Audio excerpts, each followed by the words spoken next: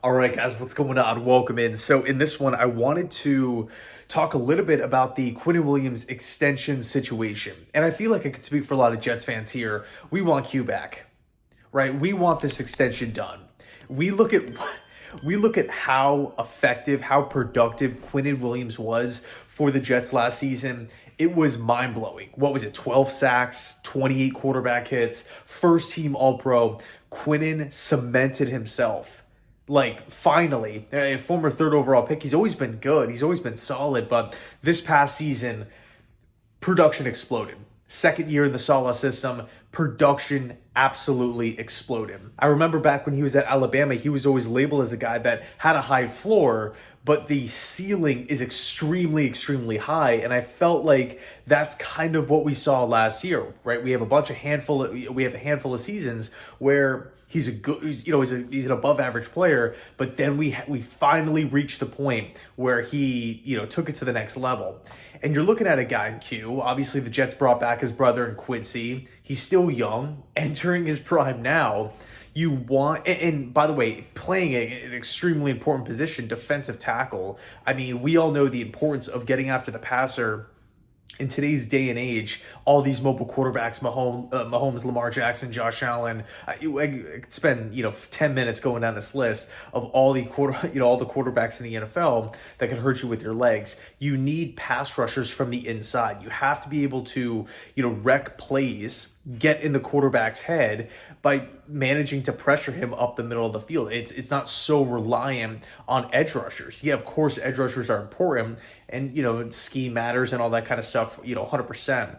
But if you have a dominant pass rusher on the inside, you're just a step above, right? You are in such a good position as a defensive coordinator, as a defensive head coach, as a defense overall, right? It just opens up so many different doors for players all over the team, and also for the coordinator scheme-wise, play-wise.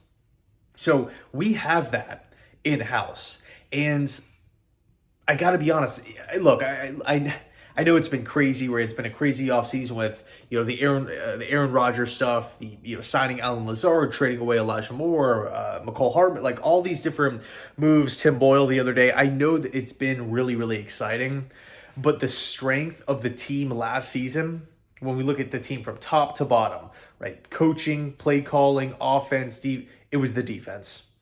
The defense was the strength. And so far, we've let a couple of guys walk in free agency. Sheldon Rankins, Nathan Shepard. Now, of course, the team did bring in Quentin Jefferson from the Seattle Seahawks, which, I was a big fan of. But I still want one more piece added to this interior defensive line. Maybe John Franklin Myers moves inside.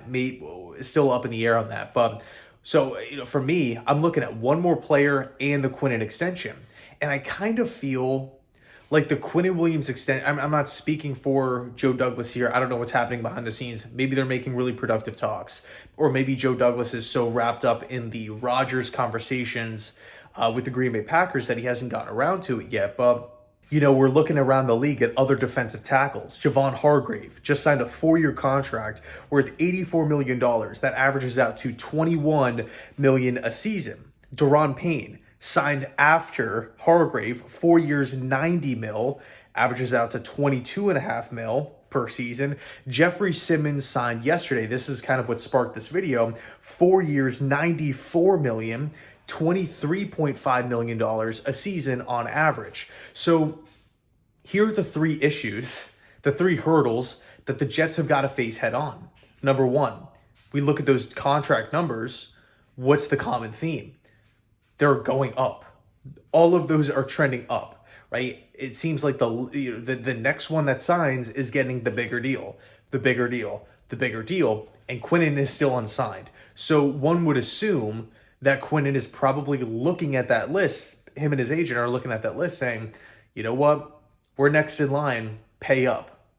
Number two, Quinnen had a better season than all three of those guys. Okay, so if you want to bring production and stats to the negotiating table, which, is 100% guaranteed, then Quinnen probably has a really, really good argument on what he should be owed. So maybe he wants to break the trend of what, going up a million on average annually. Maybe he'll want 2 million on average. And now we're looking at what, $25 million a season for Q. And then problem number 3, and this was actually addressed months ago here, but Quinnen Williams will hold out. He's not showing up until he gets his extension. Okay, so it really seems like the longer the Jets wait on this, the more money that they're going to be dishing out. And, you know, of course, that's not set in stone. That's not a fact. But if we look at the trend, if we look at the numbers, if we look at how these guys are signing, there's a pretty, you know, common theme going on here. And it's just like quarterbacks. The next man up becomes like the highest paid guy.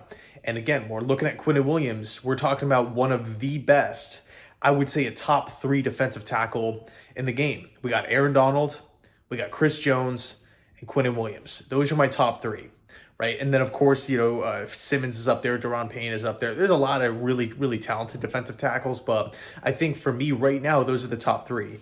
And, you know, Quinnen's on his rookie deal. So coming off the best season of his career, first team All-Pro, absolutely elite numbers, absolutely elite production. Let's get it done. I don't want to be waiting around to the summer, and Quinnen has missed all this time, and you run the risk of pissing him off, right, and stuff like that. I don't think it's going to get to that point, but I just wanted to get that thought out there. Let's not forget about Quinnen here. This defensive tackle position right now, granted it's before the draft, and granted there's still some solid free agents out there, but, you know, defensive tackle was a strong suit of the team last year. Let's not just overlook it. Re-sign Quinnen. Thanks so much for watching. Let me know your thoughts. And as always, go Jets.